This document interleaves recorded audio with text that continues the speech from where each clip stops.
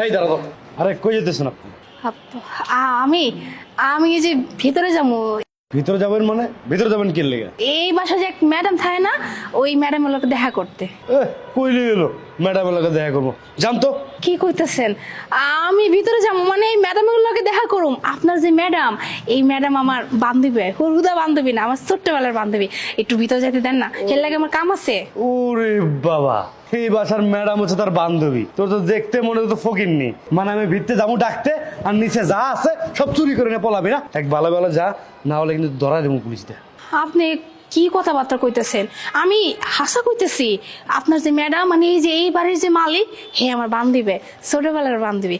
আপনি তো জান না, যাই কল যে নুপুর আইছে, নুপুর কইলে চিনা যাইব। এই আমি আমার ম্যাডামরে ডাকতে পারবো না, ম্যাডাম ঘুমায়। আর ম্যাডাম রে আমি যদি ডাকি তাহলে আমার চাকরি চলে যাবো। ম্যাডাম ডিস্টার্ব করে দেবো না। ম্যাডাম 3-4 ঘন্টা পরে উঠবে। তুই এক কাজ কর, ওই জায়গায় গিয়ে অপেক্ষা কর, ম্যাডাম আসলে আমি কমুনি। কি কইতাছেন? মানে এতক্ষণ ধরে আমার এখানে অপেক্ষা করুন লাগবো?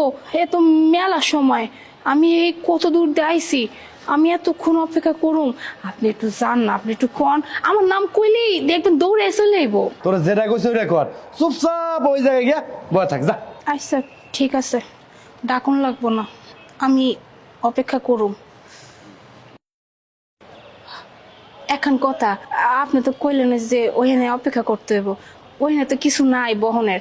আমার ওই যে ভিতর থেকে একখান চেয়ার ডাউন যাইব, অনেক দূর হাইটেছি তো, খাড়ায় থাকতে পারবো না। অনেকক্ষণ বয়ে দেখবো, ভিতর থেকে চেয়ার যান না, চেয়ার মেরে কিছু দিতে পারবো না, যা অনেকে বয়, যা। আচ্ছা আচ্ছা ঠিক আছে, এমনি কইতেছেন কেন? আমার চেয়ার লাগবো না, আমি যাইতেছি। আইসে চেয়ার দেন, চেয়ার নিয়ে বয়ে থাকি। আই আই কি হইছে তোদের? যত রেখে আমি একটু শান্তিতে ঘুমাইতে পারবো না? কি এমন হইছে শুনি? ম্যাডাম হয়েছে কি, মানে এই মেয়েটা আপনার লগে দেখা করতে চায়। আমি কইছি আপনি ঘুমাইতেছেন, তারপরে চিল্লাইতেছে। তুলি, এই যে আমি নূপুর, তুই আমার চিনতে পারতেছিস না?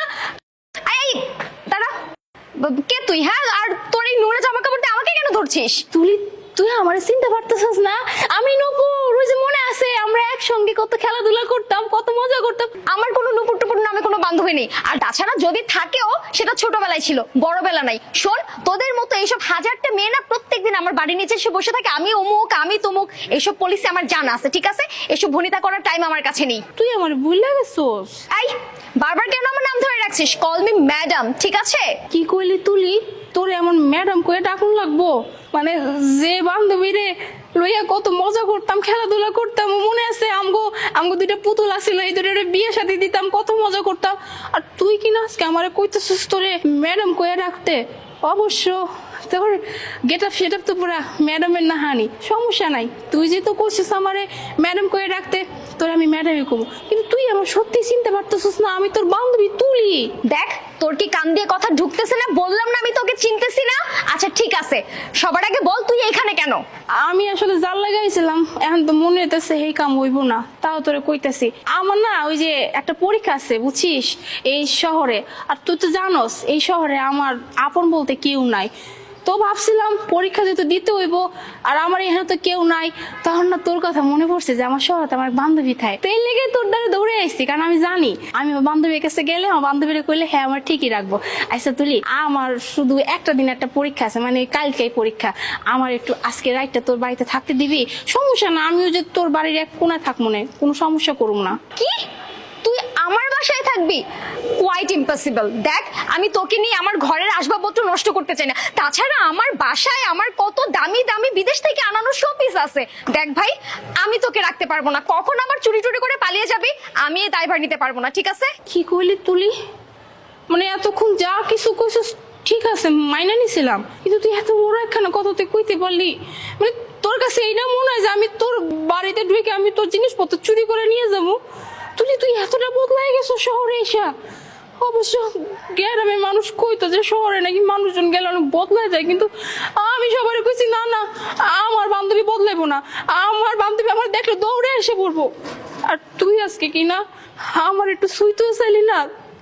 আমি তোর কাছে অনেক নাকি তোর জামা নষ্ট হয়ে যাবো, তোর বাড়িতে থাকলে নাকি তোর বাড়ির ওই যে দামি দামি আসবাবপত্র নাকি নোংরা হয়ে যাবো, আর আমি তোর বাড়ি থেকে দামি জিনিস চুরি করে লয়ে যাবো? তুই এই কথা কইলি? আচ্ছা তুলি, এখন কথা কই, তুই কি তোর অতীত ভুলে গেছস? তোর অতীত কি সব ভুলে গেছস? একটা বার একটু মনে করে দেখ তো তোর অতীতটা কি আছিল। তোকে বাড়িতে না ভাত থাকতো না, খাওয়ানোর মতো ভাত থাকতো না।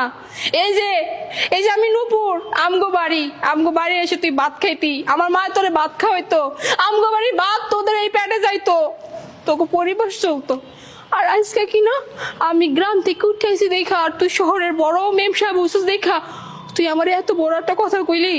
তুলি, মানুষের অতীত না ভুলতে হয় না, হ্যাঁ? যে মানুষ অতীত ভুলে যায়, বিশ্বাস কর পায়ের নিচে মাটি থাকে না, ধ্বংস হয়ে যায়। দেখ, তোর এই বকবকানি বন্ধ কর। আমি তোকে কোনোভাবেই আমার বন্ধু হিসেবে পরিচয় দিব না, দেইনি, ঠিক আছে? যা বাবা যা, তুই তোর রাস্তা মাপ। আমি তো চলে যাবো, আমি তো তোর বাড়ির এনার একটা সেকেন্ডও পা দিয়ে খাইতে পারবো না, আমার পাটা কাঁপতাছে, বুঝলি? তাই এখন কথা কয়ে গেলাম।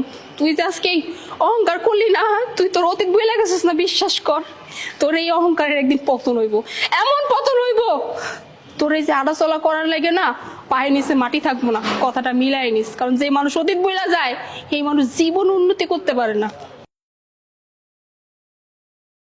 এই, তোকে আমি কতবার বলেছি এইসব অসভ্য নোংরা কোনো বস্তির মেয়েকে আমার বাসায় ঢুকতে দিবি না। বাসায় ঢুকতে দিবি তো দূরের কথা, গেটের সামনে যেন আসতে না দেখি, মনে থাকে যেন। জি ম্যাডাম, আসসালামু আলাইকুম।